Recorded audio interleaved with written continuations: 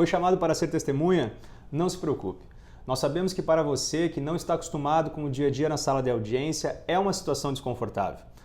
Mas lembre-se, o seu compromisso é com a verdade e não com a empresa ou com o autor do processo. Olá, o meu nome é Estevam, eu sou advogado e sócio aqui do escritório Gelson Ferrarese e eu estou aqui hoje para falar sobre a prova testemunhal, um dos meios de prova mais utilizados e quem sabe o mais importante da Justiça do Trabalho. Ela consiste na investigação pelo juiz a respeito de fatos que apenas podem ser provados a partir do relato de pessoas que vivenciaram os acontecimentos. Por exemplo, o empregado foi contratado para trabalhar das 9 às 18 horas. Ele preenchia uma folha-ponto exatamente nesse horário. Porém, ele executava as tarefas das 8 às 19.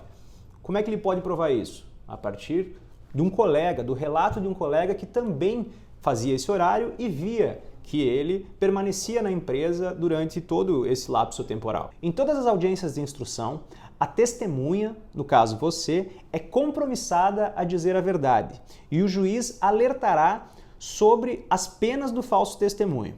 Em seguida, antes de começar a lhe interrogar, o juiz buscará descobrir 3 coisas.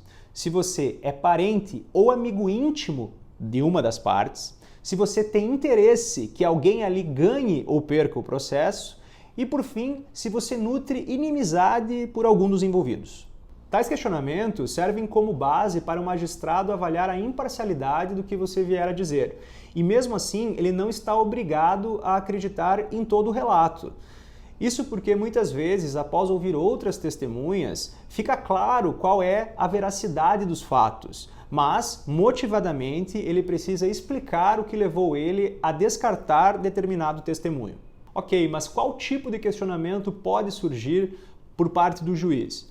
Bom, normalmente os que irão aparecer são qual foi o período que você trabalhou com o autor, qual era o cargo que você tinha, se você sabia as atividades que ele desempenhava, se você via o autor chegando, se você via ele indo embora, se você tinha conhecimento ou tem conhecimento de determinado fato que ocorreu, principalmente quando trata de dano moral ou assédio moral, se esse pedido consta na ação.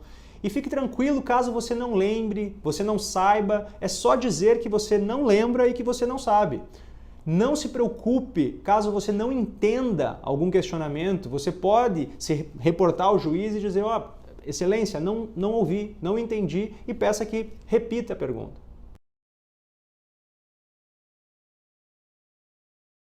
Não deveria, mas a realidade, infelizmente, é bem diferente da teoria. Você já deve ter ouvido isso e sabe que essa situação é muito comum em vários lugares.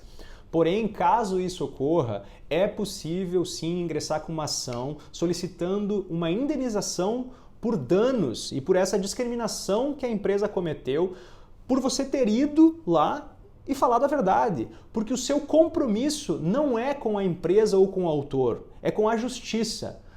Dar o testemunho do que realmente aconteceu é uma prestação de serviço ao Poder Judiciário. Isso precisa ficar muito claro. Se você está prestes a participar de uma audiência trabalhista, a maior sugestão que eu posso lhe dar é mantenha calma e se apegue ao profissional que vai lhe acompanhar nesse dia. O advogado ou a advogada é uma pessoa preparada, que está acostumada com o rito e vai lhe passar toda a tranquilidade necessária. Ele sabe do processo, pergunte a ele sobre o processo, para que você esteja a par dos acontecimentos ali discutidos. Para aqueles que ainda estão na ativa, é muito importante ter em mente que, no futuro, caso vocês saiam da empresa e queiram discutir algum assunto, tudo que estiver naquela ata será levantado novamente depois, enquanto autores da ação. Ou seja, você não poderá modificar os fatos relatados hoje como testemunha. Então, lembre-se do compromisso com a verdade.